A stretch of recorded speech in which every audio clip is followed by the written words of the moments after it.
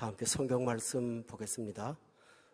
신약성경 누가복음 11장 14절로부터 26절 말씀까지가 되겠습니다. 우리 한 절 한 절 교독하겠습니다. 예수께서 한 말 못하게 하는 귀신을 쫓아냈으니 귀신이 나가매 말 못하는 사람이 말하는지라. 무리들이 놀랍게 여겼으나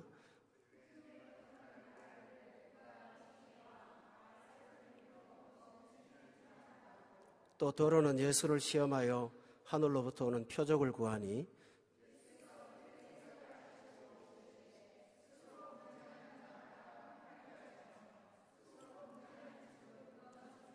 너희 말이 내가 바알세불을 힘입어 귀신을 쫓아낸다 하니 만일 사탄이 스스로 분쟁하면 그의 나라가 어떻게 서겠느냐.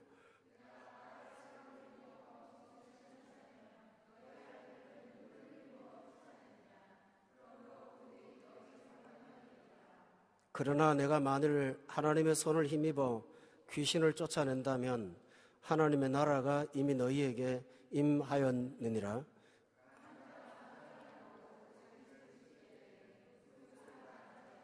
더 강한 자가 와서 그를 굴복시킬 때에는 그가 믿던 무장을 빼앗고 그의 재물을 나누느니라.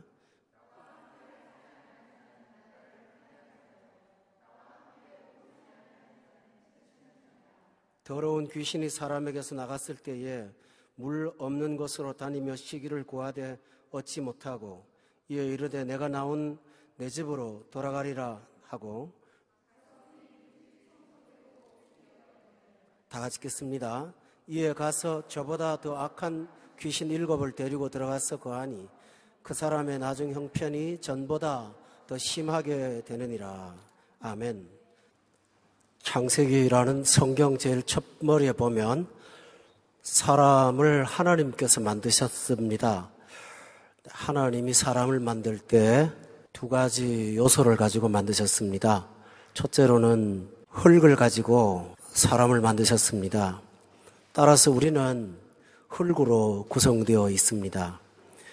또 하나님은 하나님의 생명을 그 흙에다 불어넣어서 영적인 존재가 되도록 하셨습니다. 그래서 사람은 그때부터 육체와 영혼이라고 하는 두 부분을 가지고 구성이 되어 있습니다. 우리가 육체의 문제는 민감하게 반응할 수가 있습니다. 아픈 것도 느낄 수가 있고 또 그리운 것도 느낄 수 있고 또 괴로운 것도 느낄 수 있고 몸은 감각이 있습니다. 따라서 우리가 몸에 질병이 생기거나 그럴 때는 병원에 가서 그 아픈 부분을 치료받기도 하고 또 검사를 받기도 합니다. 그런데 하나님이 만드신 영혼의 문제는 예수 그리스도를 영접하고 거듭나면 영혼을 의식합니다. 그러나 예수님을 영접하지 않고 거듭나지 않은 사람에게는 육체와 마음까지는 의식을 해도 영혼에 대한 의식이 전혀 없습니다. 단적으로 말하면 그의 영혼은 죽어 있습니다. 그러나 사람은 육체를 가지고 자기를 평가하면 싫어합니다. 사람은 육체보다 더 귀한 영혼이 있기 때문에 몸에 장애가 있거나 다른 사람을 비교해서 못생겼거나 또 키가 어떤 사람을 비교해서 크거나 작거나 몸이 더 나가거나 할 때 그런 어떤 신체의 구조를 가지고 우리를 평가하면 상당히 기분 나빠합니다. 왜냐하면 사람은 육체로만 구성되어 있지 않다는 것을 본인이 잘 알기 때문입니다. 그때 외에는 예수 믿지 않으면 영혼의 존재를 의식하지 못합니다. 그러나 영혼의 질병은 몸에 나타납니다. 먹을 거 있고 편안한 집 있고 생의 특별한 문제가 없음에도 불구하고 뭔가 마음에 설명할 수 없는 불안, 권태, 지루함, 짜증남, 내 존재에 대한 어떤 정체성의 불명확함, 삶의 의미에 대한 혼란스러움, 이런 모든 것들이 영혼의 문제로부터 오는 질병의 원인들입니다. 증상입니다. 그런데 사람들은 영혼의 문제를 육체의 방법으로 해결하려고 합니다. 스포츠나 운동을 통해서 몸에 있는 마음의 스트레스를 풀어보려고 애씁니다. 도박이나 자극적인 것들을 통해서 영혼의 문제를 풀어보려고 애써봅니다. 좋은 옷을 사입거나 남들보다 과시할 만한 좋은 차를 사서 뻐기고 다니고 싶어 합니다. 그러면서 정체성을 회복하고 싶어 하고 갖지 못한 것에 대한 대리만족을 하려고 합니다. 잠깐은 유효합니다. 그러나 시간이 조금 지나고 나면 영혼에 아무런 도움이 되지 못한다는 사실을 본인도 알 수가 있습니다. 그래서 또 뭔가를 찾아 헤매지만은 채워지지 않는 영원한 결핍 속에서 사는 것, 이것이 영혼의 문제입니다. 오늘 예수님께서는 한 비유를 드셨는데 이 비유 안에 세 분이 나옵니다. 한 분과 한 사람과 한 존재가 나옵니다. 예수님이 나오고 사탄이 나옵니다. 여긴 귀신이라고 표현되어 있고요. 그 다음에 인간이 나옵니다. 이 세 존재와의 관계를 놓고 오늘 성경에 보면 사람이 세 부류로 나뉘고 있습니다. 영혼의 문제 속에요. 이거는 오늘 영혼의 문제입니다. 첫째로는 태어날 때부터 그냥 자연스러운 상태로 태어난, 오늘 제가 설명을 하기를 자연인이라고 말하겠습니다. 부모로부터 태어나서 예수님을 영접하지 않고 그냥 이 땅을 살면서 지금까지 오신 분들을 자연인이라고 명명하겠습니다. 둘째는 종교를 가지고 있는 종교인입니다. 종교는 있어요. 그 종교를 갖고 있다는 것에는 불교나 타종교도 해당이 되지만 기독교 안에도 기독교인이 아니고 종교인이 있습니다. 다시 말하면 거듭나지는 못했지만 신자로 분류되는 사람들일 수 있습니다. 또 세 번째로는 예수님을 영접하고 영혼의 사람을 받아서 영생을 얻은 그리스도인입니다. 이 세 종류의 사람 중에 나는 과연 누구일까요? 그리고 나는 어떤 문제를 가지고 있을까요? 오늘 그 사실에 대해서 상세하게 좀 살펴보겠습니다. 첫째로는 태어날 때부터 자연인으로 태어나신 분들입니다. 사람은 누구나 부모로부터 태어날 때 자연인으로 태어납니다. 그런데 그냥 태어나지 않고 인간의 조상인 아담의 죄성을 가지고 태어납니다. 아담의 죄성은 본래부터 하나님을 거부하는 본능이 있습니다. 하나님의 말씀을 잘 듣지도 않습니다. 왜냐하면 듣기가 매우 거부가시겠지만 성경은 그들이 사단의 자녀라고 말하고 있습니다. 오늘 본문 24절에 보면 이 자연인에 관해서 잘 한번 보세요. 더러운 귀신이 사람에게 나갔습니다. 영혼의 문제입니다. 물 없는 곳으로 다니며 쉬기를 구하되 얻지 못하고 이에 이르되 내가 나온 내 집으로 돌아간다. 그러고 싶다고 합니다. 귀신이 내 집이 있대요. 내 집이 어딥니까? 24절 초도에 보면 사람에게서 나갔으니까 사람을 내 집이라고 말하는 겁니다. 자기 집이래요. 소유권을 주장하고 있어요. 자연인이 예수님을 영접하지 않을 때 그 집을 지키는 것이 바로 그 존재입니다. 그는 그냥 지키지 않습니다. 내 집을 그냥 내 집이라고 하지 않고 21절에 보면 사탄이 강한 자로 묘사되는데 강한 자가 무장을 하고 자기 집을 지킵니다. 그러니까 복음을 전하면 자연인은 당장 거부하는 것부터 일어납니다. 왜냐하면 강한 자가 무장을 하고 그 집을 지키기 때문입니다. 예수를 믿으라고 권고할 때 그 속에 있는 사탄의 역사가 그를 굉장히 방해를 합니다. 왜냐하면 무장하고 지키기 때문입니다. 어떤 때는 치성으로 무장하고 있습니다. 사상으로 무장하고 있습니다. 반론으로 무장하고 있습니다. 여러 가지 방향으로 인간은 무장되어 있는 상태에 있습니다. 예수를 믿으라고 하면 가지고 있는 기존의 치성을 가지고 무장함으로 그걸 가지고 반론을 제기합니다. 또 어떤 사람들은 기존의 기독교의 부도덕한 모습들을 가지고 반론을 제기하면서 내 안에 예수님이 오는 것을 거부합니다. 왜 그럴까요? 21절을 다시 보면 강한 자가 무장을 하고 그 집을 지키기 때문입니다. 그래서 좀 제대로 믿고 싶은데 잘 안 됩니다. 여러분의 의지만 갖고 안 되는 부분이 있습니다. 무장하고 그 집을 지키며 내 집이라고 소유권을 주장하기 때문입니다. 사람들은 이런 무서운 사실들을 잘 모릅니다. 성경이 아니고는 가르쳐주지 않기 때문입니다. 이 자연인의 특징이 뭡니까? 본문 14절에 보면 자기 마음대로 못 삽니다. 예수께서 한 말 못하게 하는 귀신 쫓아냈다. 못하게 합니다. 사람의 내면에 들어가서 이것도 못하게 하고 저것도 못하게 하고 못하게 합니다. 좋은 일 하고 싶은데 마음은 원이지만 못하게 합니다. 예수 믿고 싶은데 잘 안 됩니다. 성령 충만하게 살고 싶은데 못하게 합니다. 찬송 좀 부르고 싶은데 입이 안 떨어져서 못합니다. 기도하고 싶은데 잘 못합니다. 내가 하기 싫은 것도 있지만 못하게 하는 방어의 세력이 있다고 하는 것을 봅니다. 예수님이 추방하기 전에는 14절에 보면 귀신이 나가고 나니까 말 못하는 사람이 말을 했다고 되어 있습니다. 따라서 인간은 예수님을 영접하지 않으면 누군가에게 조종당하는 사람입니다. 자유인이 아닙니다. 노예입니다. 또 24절에 보면 못하게 하지만 하게 하는 것 하나 있습니다. 말은 못하게 하면서 24절에 보니까 귀신의 상태의 정체성은 더럽다는 것입니다. 더럽습니다. 더러운 일은 하게 합니다. 그래서 더러운 귀신이라고 말을 합니다.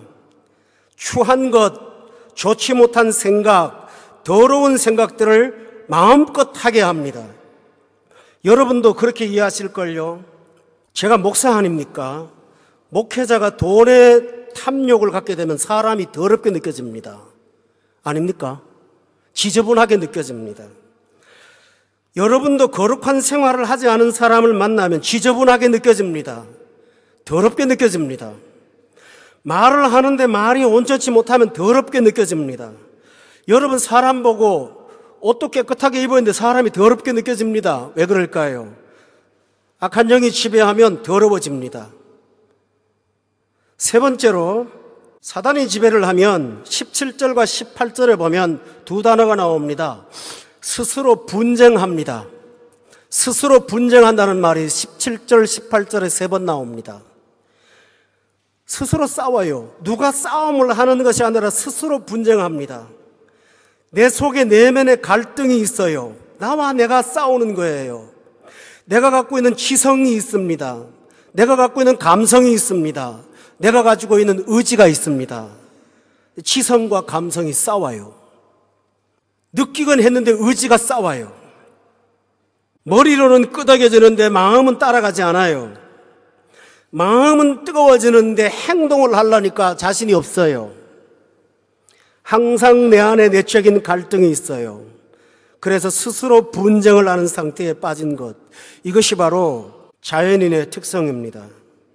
네 번째로는 자연인의 특성 가운데 26절에 보면 이에 가서 저보다 더 악한 귀신 7을 데리고 들어가서 거하니 그 사람의 나중 형편이 전보다 더 심하게 되었다라고 되어 있습니다. 인생 살아갈수록 형편이 안 좋아집니다. 어릴 때 순진했던 사람이 순진해지지 않습니다. 조그마한 것 보고도 기뻐하고 즐거워했던 사람들이 어른이 되고 나서 웃음이 사라집니다. 감각이 없어집니다. 사람들이 좋다고 칭찬할 때 냉소를 부립니다. 별거 아닐 거라고 비관적으로 생각합니다. 젊은 아이들이나 어린 아이들이 무지개 같은 꿈을 꿀 때 나이가 들면 들수록 허무감에 빠집니다. 가서 뭐 할 거라고. 나이가 들수록 웃음도 사라지고 울음도 사라지고 오랫동안 그러고 살다 보니까 웃는 건지 우는 건지 얼굴의 표정이 묘해져서 마치 파스칼의 추상화처럼 돼 갑니다. 갈수록 형편이 안 좋아져요. 예수가 없으면 인생의 후반기에 갈수록 사람이 좀 덕스럽고 여유가 있어야 되는데 그러지 못합니다. 그래서 인생이 너무너무 지루하고 그냥 살아가는 거예요. 이것이 예수 없는 사람의 특징입니다.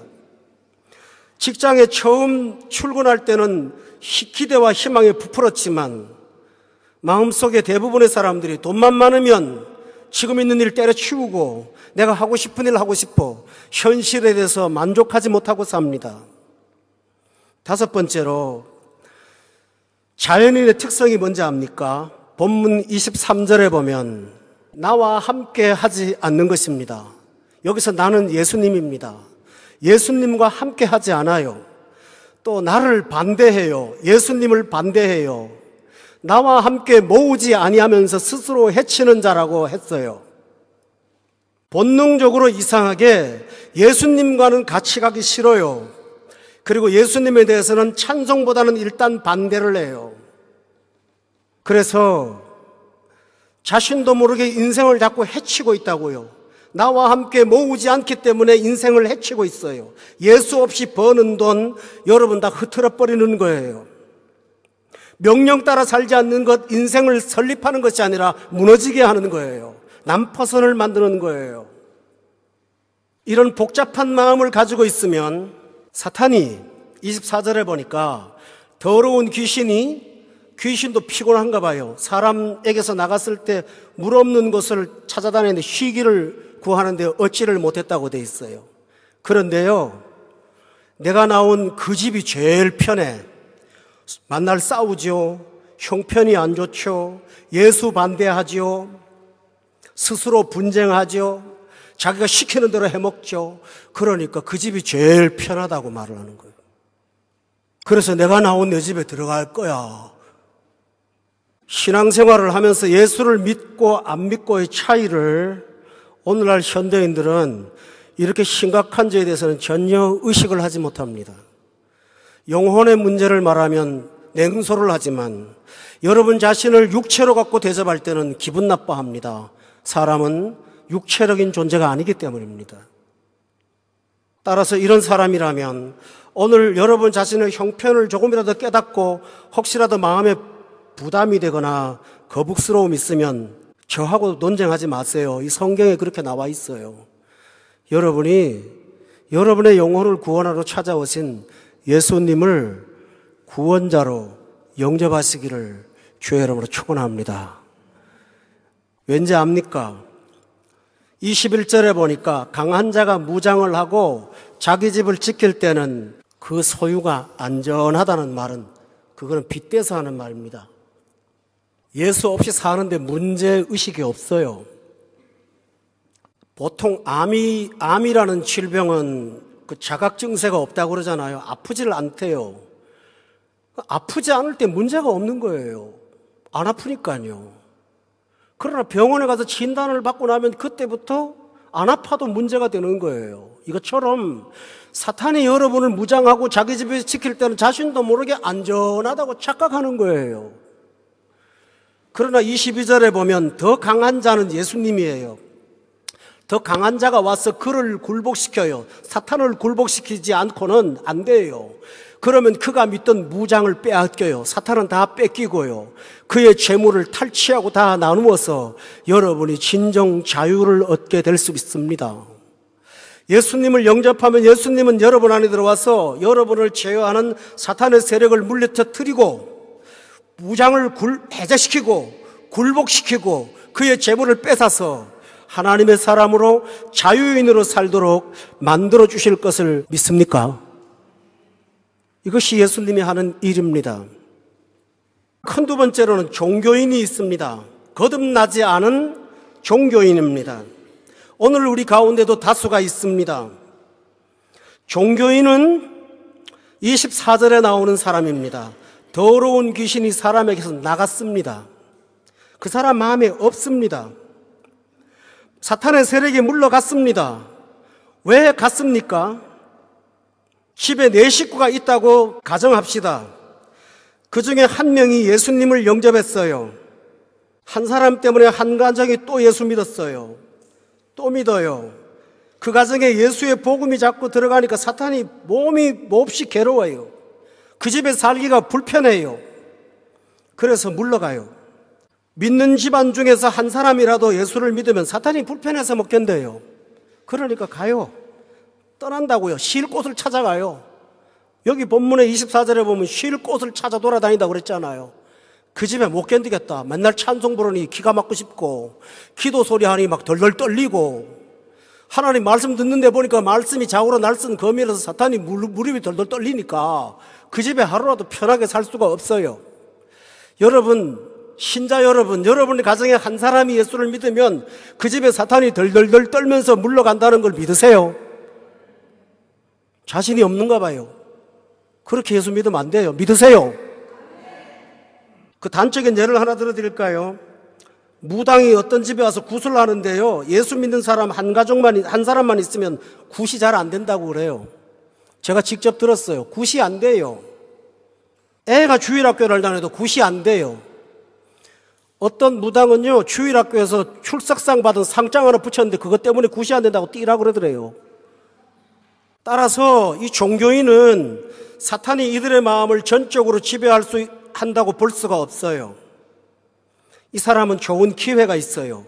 예수님을 영접할 수 있는 기회가 있어요. 영생을 얻을 수 있는 아주 중요한 기회가 있어요. 조금만 마음을 움직여서 손을 벌리면 여러분이 영원한 영생을 누릴 수가 있어요. 기회가 있어요. 성령님이 여러분의 문을 두드릴 때 여러분이 그 예수님을 영접하면 전혀 다른 세상 속에 사는 구원받은 백성이 될 수 있는 엄청난 기회가 있어요. 그런데 그걸 기회라고 생각하지 않아요. 여러분 비행기 타고 다니시니까 잘 아시죠? 저도 비행기가 좀 개발이 돼갖고 이거 좀 없었으면 좋겠다 하는 거 하나 있어요.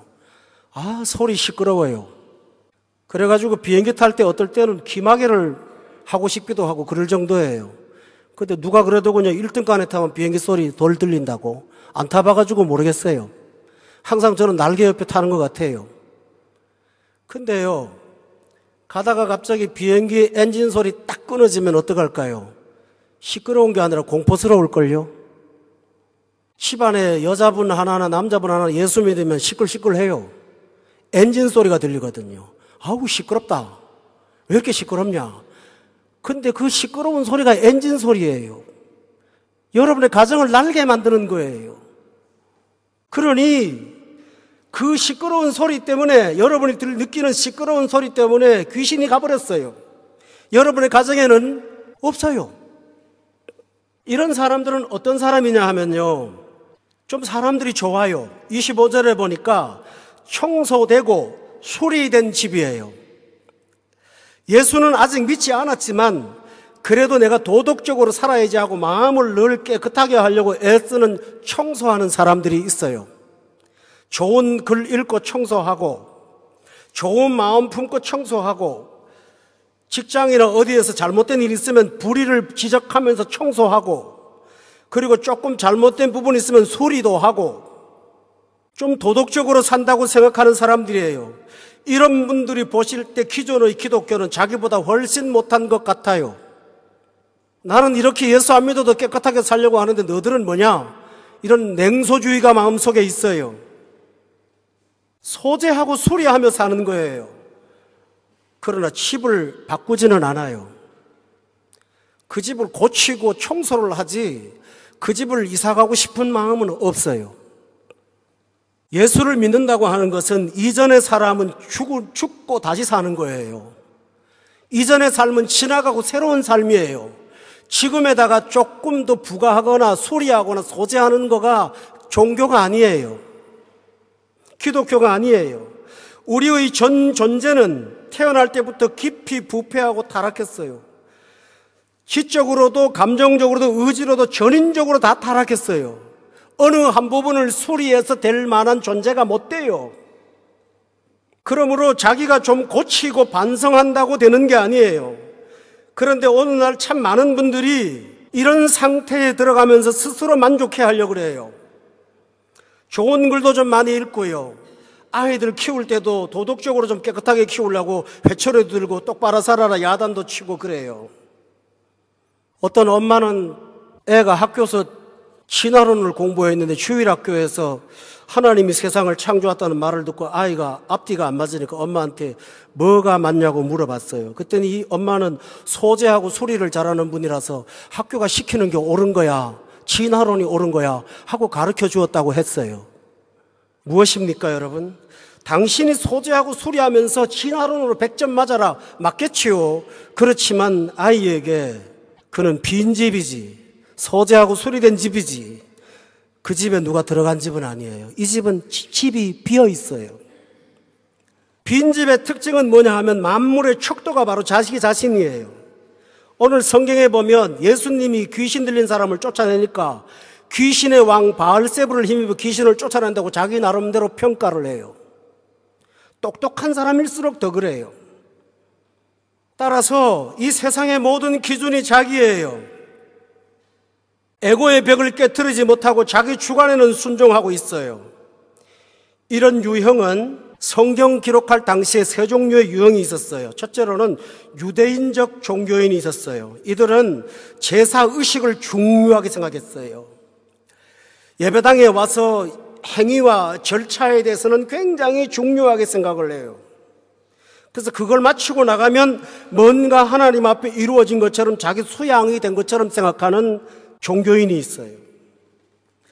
또 헬라적 종교인이 있어요. 성경에 보면 유대인이나 헬라이나 이런 말 기억나십니까? 헬라적 종교인은 뭐냐 하면은 헬라 철학, 소크라테스나 플라톤이나 아리스토텔에 대한 철학적인 근거를 갖고 있는 지성인들을 말해요. 이들은 지성을 중요시해요. 인간의 사상과 정상적인 사고와 판단을 중요시해요. 따라서 이 사람들에게 볼 때는 기독교는 하나의 일련의 사상이고 하나의 고상한 철학일 수는 있다고 생각을 해요. 그래서 이런 사람들은 교회가 이 세상에서의 기능이 있다고 생각은 해요. 유대 종교의 사람들은 사람은 신을 섬겨야 되니까 어떤 종교의식이 필요하다고 생각하지만 헬라적인 종교인들은 교회는 소외자나 약자를 돌보면서 제3의 세계를 돌보는 그런 어떤 정신적인 계층에 도움이 되는 존재가 되어야 된다. 요 정도까지는 생각을 하는 것 같아요. 사람을 착하게 살려고 하고 사람이 육체로만 살 수 없으니까 정신세계를 좀 고양시키는 어떤 부분에 관해서는 이 종교가 상당히 지적으로 필요해라고 말을 해요. 그러나 그 이상은 아니에요. 그 사람은 자기 판단이지 하나님의 말씀이 아니에요. 실제로 지성인일수록 성경을 읽어보지 않았어요. 실제로 성경을 비판하는 사람일수록 성경을 처음부터 끝까지 한번 정독해 본 사람도 없어요. 성경에서 영문학이 나왔고요, 성경에서 수사학이 나왔고요, 성경에서 첨단 과학들이 나왔고요, 성경에서 천체 물리학이 나왔어요. 그거는 제가 하는 말이 아니라 현대 교육이 일반적으로 증거하는 것들이에요. 그러나 많은 사람들은 그런 것들을 일방적으로 무시해요. 그러면서 스스로 종교인이라고 생각해요. 또 로마적 종교인이 있어요. 이들은 법과 질서를 잘 지키고 사람이 사는 도리를 따라만 살면 되지 않느냐고 생각하면서 기독교를 그 범주에 넣고 있어요. 이런 집은 특징이 뭔지 압니까? 귀신은 나갔는데요, 집은 비어있는 집이에요. 제가 어느 집에 이사를 갔다고 그래서 한국에서 신방을 갔어요. 그 집은 아주 돈이 많은 부자입니다. 얼마나 많은지 그분 직접 입으로 3대가 먹고도 남을 돈이 있다고 했어요. 분당에 46평짜리 아파트에 이사를 갔어요. 그 집에 들어가서 예배를 드리려고 주변을 이렇게 돌아봤는데 어디서 많이 본 세팅이에요. 가만히 생각하니까 고급 백화점에 고급 가구 파는 동네 있잖아요. 그 동네 세팅해 놓은 거하고 똑같아요. 문화라고 하는 건 하나도 없고 좋은 그릇, 좋은 이태리체 가구들 꽉 채워놨어요. 그러나 제 마음에는 그 집이 텅 빈 집 같아요. 사람이 사는 집 같지 않아요. 꼬마 아이가 지저분한 도화지에다 그림 그려서 벽에 붙여놓은 그 집은 어설프게 보일지 몰라도 그래도 사람의 훈계가 느껴지는데 백화점 카탈로그에 있는 것만 갖다 놓은 집 같은 그 집에서 이 집은 빈집 같다는 느낌이 들었어요. 여러분 영혼도 그렇지 않습니까? 유명 브랜드로 감싸고 있는 몸이지만 여러분의 영혼은 집이 채워져 있습니까? 아니면 빈집입니까? 여러분의 통장의 숫자는 늘어가지만 여러분의 영혼은 과연 비어 있습니까? 채워져 있습니까? 열심히 소재하고 청소하고 수리를 합니다. 그러나 치명적인 문제가 있습니다. 문을 열어놓고 있습니다. 귀신이 나간 집인데 내가 나온 내 집이 더 좋아. 호시탐탐 기회를 노리는 집입니다. 저건 내 집이야. 저건 내가 나왔지만 저건 내 집이야. 아직도 등기부 등본에 삭제가 안 됐어. 저건 내 소유권이야. 그래서 자기 친구 7을 데려와서 8 귀신이 한꺼번에 들어와서 나중 형편이 더 심하게 되었다라고 합니다. 오늘날 이 동네 안에도 한국에도 교회 오랫동안 다니던 사람들이 교회 안 나오는 사람 많이 있습니다. 제가 아는 어떤 목사님은 사막의 공사 현장에 가서 사람들을 만나봤더니 장로 직분을 가진 분을 8명을 만났대요. 근데 그 중에 2분만 교회를 나오고 6분은 교회를 안 나오는 거예요. 그래서 교회를 왜 안 나오냐고 물었더니 이까지 와서 무슨 교회를 나오냐고, 인터넷으로 우리 자교회 예배 드린다고. 그 사람들 장로 직분 받을 때 성령이 잠깐 떠나셨는지, 조금 교회 다니고 좀 열심히 살다가 뭐가 잘못돼서 떠난 사람들, 이제는 도저히 돌아올 수가 없는 상태가 돼요. 그 형편이 나중보다 더 심해지거든요. 처음에 못 모르고 전도 받을 때는 전도도 받았는데 이제는 교회 좀 다녔다는 것 때문에 전도 자체가 안 돼요. 여러분이 여기서 한번 믿다가 빛을 얻고 나고 하면 또다시 주님 앞에 나갈 줄 아십니까? 그때는 여러분의 마음이 석고처럼 굳어 있을 것입니다. 차라리 아무것도 모를 때는 교회나 가볼까 했는데 교회 들어가서 좋지 못한 것만 보고 와서 부정적인 소문, 견해, 오늘날 인터넷 사이트에서 두드리는 많은 교회들의 부정적인 문제만 머릿속에 가득해서 8 귀신이 들어가 버립니다. 따라서 성도 여러분, 여러분 스스로 노력하기보다 빈집으로 두지 않기를 권면합니다. 빈집은 위험합니다. 우리 따라합시다. 빈집은 위험하다. 빈집은 위험합니다. 농촌에 가면 지금도 밤이 깜깜하지요. 시골에 가면 무덤이 많아요. 시골에 저 살았는데요. 밤에 가다가 무덤은 무섭지 않은데요. 제일 무서운 집이 어딘지 아세요? 그 상여, 그 틀을 갖다 놓는 상여집이 있어요. 동네 끝에. 그 앞에 가면 벌벌벌벌 떨려요. 그리고 또 하나 무서운 집은요, 사람 살다가 폐가 돼갖고 20년씩 안사하는 집 있죠. 그 옆에는 가기 싫어요. 나 때린 나쁜 친구 사는 그 집은 안 무서운데 사람 없는 집이 굉장히 무서워요. 사람의 영혼이 집이 비어버리면요, 여러분도 그렇고 사람도 그렇고 선뜻합니다. 얼굴을 가서 거울을 가서 여러분 얼굴을 한번 보세요. 선뜻하게 생겼나 따뜻하게 생겼나. 빈집으로 있으면 안 됩니다. 다시 한번 강조합니다. 빈집은 위험합니다. 제가 작년에 휴가를 한 보름 정도 갔다 왔어요. 집에 에어컨 틀어놓고 갔는데 갔다 오니까 화장실에 깨알 같은 벌레들이 죽어서 잔뜩 있어요. 빈집이니까 그 집이 그 벌레가 와서 사시는 거예요. 빈집은 위험합니다. 그러면 세 번째로 그리스도인은 누구일까요? 본문 22절에 보면 더 강한 자가 와서 그랬습니다. 강한 자가 온 집입니다. 사람입니다. 여기 중요한 것은 강한 자가 오신 겁니다. 예수님이 세상에 오셨습니다. 그런데 예수님을 영접하는 그 사람에게 찾아오십니다. 이것이 강한 자가 온 것입니다. 내가 만난 것이 중요합니다. 그분에 대해서 들었습니다. 그런데 그 강한 자가 오셨습니다.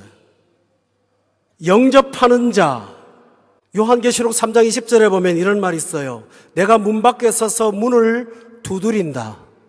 누구든지 내 음성을 듣고 문을 열면 나는 그에게로 들어간다. 그래서 그와 더불어 먹고 그는 나로 더불어 먹는다. 문을 열면 들어간다. 여러분이 마음의 문을 여세요. 영혼을 여세요. 예수님 앞에 여세요. 그러면 주님이 더 강한 자로 여러분에게 들어옵니다. 오셔서 뭘 합니까? 사탄을 굴복시킵니다. 22절에 보니까 그가 믿던 무장을 빼앗아 버려서 무장을 해제시켜버리고 그가 억류하고 있던 재물을 풀어서 여러분을 어둠 속에서 빛으로 옮겨주시고 죽음에서 생명으로 옮겨주시는 자유를 주실 줄로 믿습니다. 여러분의 집안에도 아직도 강한 자가 무장을 하고 지키는 가정이 있습니까? 더 강한 자가 와서 그를 굴복시키는 영적 전쟁이 일어날 수 있기를 기도하기 바랍니다. 너무 중요합니다. 간단합니다. 예수님 영접하면 됩니다. 예수 영접하면 주님이 오십니다. 그런데 이 강한 자가 온 집이 그리스도인입니다. 또 하나 중요한 사실은 20절에 있습니다. 다 같이 한번 이 말씀 읽겠습니다. 20절 시작.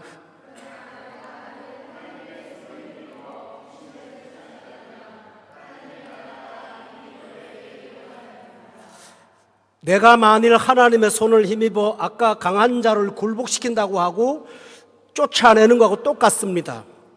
그러면 우리 안에 일어나는 일이 있습니다. 하나님의 나라가 여러분에게 임합니다. 하나님의 나라가 여러분 속에 옵니다. 예수님을 영접하면 그가 왔습니다. 하나님의 나라가 온 겁니다. 하나님의 나라가 무엇입니까? 하나님의 나라는 의와 평강과 희락입니다. 하나님의 나라는 권세입니다. 하나님의 나라는 여러분이 하나님의 통치를 받는 것입니다.